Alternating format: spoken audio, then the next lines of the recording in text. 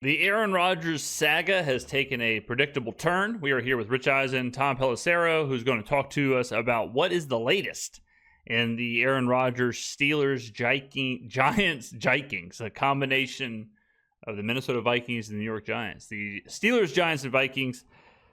What I think has happened is I think Aaron Rodgers, one, wants to be the center of attention and enjoys this.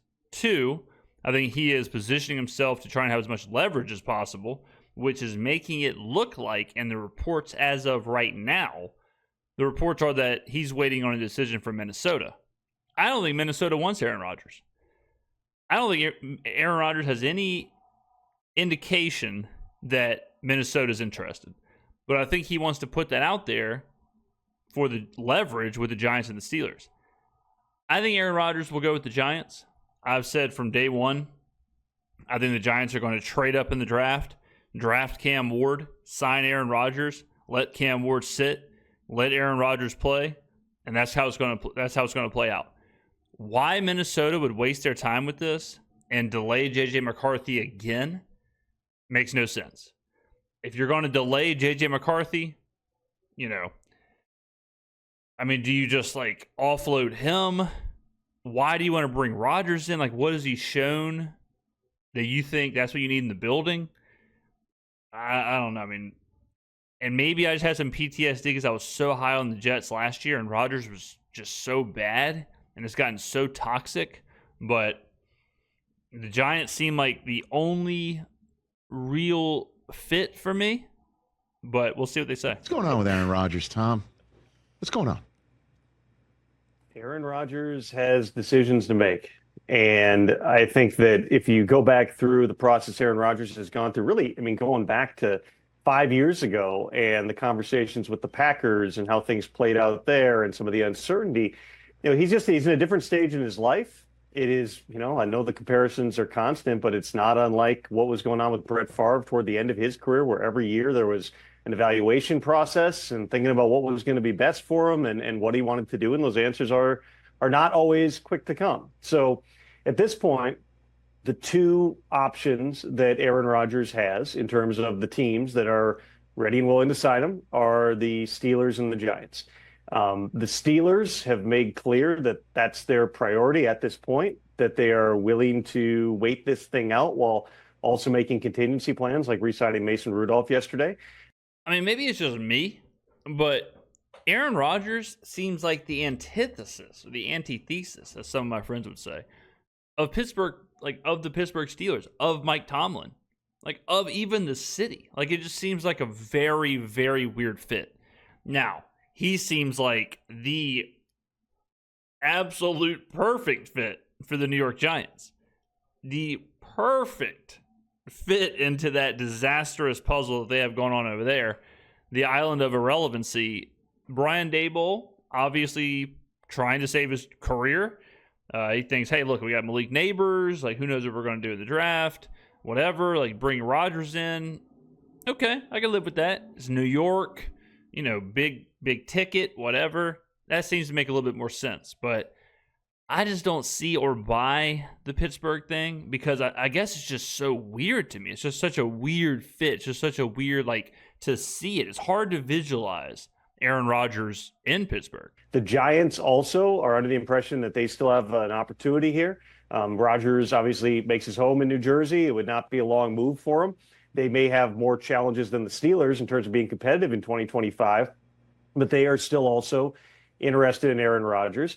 And then obviously you have the other options, one being you either wait or walk away altogether and simply say, I'm not going to sign anywhere right now and kind of let the rest of these chips fall, see how you're feeling through the course of the spring and the summer, see what opportunities might arise between now and then. Good Lord, what the hell happened here on his hand? Jesus Christ, it looks like a fatality in Mortal Kombat. One that no one really talked about, and I don't know if there was ever any actual interest, but I thought San Francisco could have been interesting. Because San Francisco is in that situation where it's do we want to give Brock Purdy $50, $55, $60 million? Can we exist with an Aaron Rodgers? Can we win with Aaron Rodgers? Maybe he can go back to the Bay, whatever. Now, maybe San Francisco thought, well, we're rebuilding anyways, we're retooling anyways, we're cutting the roster up anyways. We're not in the position to just we're not in a position to just win. Maybe they see the writing on the wall, so maybe that's why that stalled out. But I'm surprised there wasn't more rumblings about that. Unless maybe Rodgers is a prickly pear, so maybe Rodgers doesn't want to go to the West Coast. I don't know. And then you've got the long shot things like Minnesota that I would not say at this point, Rich, I cannot definitively tell you they're out, but I would also not say they're in. Yeah. And the idea that they're negotiating with Aaron Rodgers or actively trying to bring him in is overstated. Who who do y'all think is overstating this? Like, hey, this isn't this isn't astrophysicism, all right? This isn't rocket science, as they say in the business. Okay. Obviously, Aaron Rodgers' agents, obviously Aaron Rodgers' team is boosting this story up. Obviously, it benefits them and behooves them to make it look like Minnesota's interested. That's why it's important to remember how much influence agents and all of that have in these reports. When you hear a report, take it with a grain of salt, my friends. Put it that way. Him and Kevin O'Connell have a relationship. They're about the same age. They're both California guys. They do talk. But the Vikings also have J.J. McCarthy, the number 10 overall pick from last year, who they want to make sure that whatever they do at the quarterback position, it's with J.J. McCarthy's short, medium, and long-term future in mind here. And so you've got a lot of moving parts, but the first biggest thing, and what Aaron... Now, I will say this. If you are hesitant, if you're the Vikings, and you're hesitant on J.J. McCarthy, if you're thinking, and he's been hurt. I have no idea how his development's been.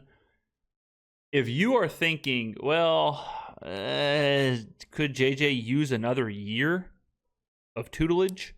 Then all of a sudden, maybe Rodgers is worth it, because Minnesota does have one hell of an infrastructure in place. They are ready to win now. They are moving stuff around in free agency. They are, they have a good team. They were good last year. They've got a good defense. They've got Justin Jefferson. So if you're not fully sold on J.J. McCarthy, which if you're not fully sold on J.J. McCarthy, that's bigger problems. But if you're not fully sold on McCarthy, then okay, maybe you do think about bringing in Rodgers for a year, seeing if you can find some lightning in a bottle. The floor is relative. The floor is pretty low with Rodgers. Or pretty high, I guess, with Rodgers. It can't be that bad. And the ceiling, like high risk, high reward, or low risk, high reward, where at the worst case scenario, he's just kind of immobile, but he still put the ball where he wants to, and he's still going to give you a chance. Chip on his shoulder, ayahuasca's hitting in all the right ways. Maybe Rodgers finds his form for a year, and all of a sudden, you get a carbon copy of the Brett Favre thing. Now, I guarantee you this too. I guarantee you Aaron Rodgers is thinking about and factoring in the comparisons to Brett Favre. Aaron Rodgers is that kind of an hombre where he would let that impact his decision. He would let that influence his decision for sure. He is thinking about, damn, do I want to look exactly like Brett Favre? Do I want to look exactly like him going from Green Bay to the Jets to the Vikings? Do I want that? And I could see him being out on the Vikings just because of that. Aaron Rodgers has not definitively told everyone is, yes, I 100% am all in, not just on playing in the season, but I'm going to be there through the spring on another new team, working with the receivers, learning the offense, going through all the different things to get ready. And again, going back to the Favre comparison, I'll remind everybody that after Favre's Jets year, the Vikings were the team that everyone believed he was going to. Favre did not sign that year until August 18th. It was 2 weeks into the preseason when he popped into town, and it was, one of the more memorable things that's happened in Minnesota sports history.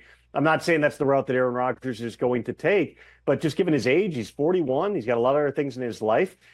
He can make a decision an hour from now, or it might take a while. So when we see the paparazzi photos on the beach and the dramatic sort of White Lotus image here, is he pondering his future as a player? Who is he taking these thinking photos? Maybe not playing? Are you hearing that? If you see somebody, if you're walking around the beach and you see somebody, I don't care if they're Aaron Rodgers, a celebrity, who they are, but if you see someone gazing out into the waters like this, wrapped in some kind of a shawl, with the stare and the call help. Call help. I mean, look at this. Does this look like a guy who's having a good time on the beach? No. Is that possible? I wouldn't say it's a binary decision. It's about the places that you're going to be. I mean, remember Aaron Rodgers going back to the start of last year when he was coming off the Achilles, he was talking about being a Jet for 2 or 3 more years. He was talking about, staying in one place. And then for a variety of reasons, including the fact that he did not play well for a good chunk of the season, the Jets moved on without him. They signed Justin Fields, and now he's got to figure out a new part to this plan. I think that in Aaron Rodgers' mind, and only he ultimately knows what's going on in there, but he foresaw a beautiful ending coming back from the Achilles. And, he tried to come back at the end of 2023 if somehow they had made the playoffs. He was thinking 2024 he was going to come back and. I pushed back on this, though. The whole, Aaron Rodgers did this, Aaron Rodgers saw that. He was skipping training camp and practices and going to Egypt on vacation, and he was popping in and popping out. I don't think he was all in with the Jets. I think he half-assed the whole thing with the Jets. And if I was a team, I would be very concerned about getting that version of Aaron Rodgers, getting the version of Aaron Rodgers that was just basically saying, hey, look, I'll call it at the line of scrimmage. Hey, we'll figure it out on the fly. F preseason, F training camp. Don't worry. Let's just go 5 wide. I'll just call it at the line, and we'll just play 7-on-7 like that. I would have to be fully sure that he is all in. He's going to be at training camp. He's going to be at mini camp. He's going to be in the building. He's going to be there every day. He's not going to go take vacations to Egypt in the middle of OTAs. That ain't going to work. Reestablish himself, and they were going to have a good 2-3 year run with a young core in New York. Instead, they went 5-12. Everybody got fired, and he got cut. I mean, that's not the way that he envisioned this thing ending. Certainly, the communication that teams have had, the involved teams, have been through his agent, Dave Dunn. It's not Aaron Rodgers on the phone with everybody constantly talking through these things. So right now, it's a waiting game. And the real question then becomes, when does Aaron Rodgers make a decision? And before that, do any of those involved teams pivot? Or any of those teams push to pivot by pressure points like the fact that Russell Wilson was visiting the Browns yesterday, and today he's with the Giants? I don't know that they made Russell Wilson an offer. If they did, I don't know that. But certainly, if there's an opportunity for him to go to Cleveland, that might speed up the process for some other teams. I would say the most likely scenario here, Rich, and this is a moving target in a lot of different ways. The most likely scenario, if Rodgers is playing, is that he's playing for the Pittsburgh Steelers. Wow. They've not been told definitively one way or the other. But the Steelers, by virtue of signing Mason Rudolph, bought themselves some time here. Because now, worst case, if this doesn't work out with Rodgers, you could just roll with Mason Rudolph, who... Damn. I mean, imagine being a Steelers fan right now. It's we're either going to have Mason Rudolph or Aaron Rodgers. Oof. Let's be honest, over the last several years with all the quarterback changes since Ben Roethlisberger retired, probably the best stretch of football they've played as an offense was down the stretch in 2023 when Mason Rudolph took over after multiple other quarterbacks, Pickett and Trubisky, had not been able to sustain a level of play. Damn. They played well. He got the ball to George Pickens. They went to the playoffs and started a playoff game. I do think that there's a scenario. I can't tell you exactly what the percentage of likelihood it is, but I do think there's a scenario where other things fall through and the Steelers roll with Mason Rudolph and maybe a draft pick atop their depth chart in 2025. Catch the Rich Eisen show. God, dog. R.I.P. Steelers fans, man. I feel bad for them. All right, let me know in the comments below what you think. Are we going to see a Brett Favre carbon copy scenario with Aaron Rodgers? Is he going to Minnesota, Pittsburgh, or the Giants? Let me know in the comments below. Thank you for watching, and I will see you in the next video.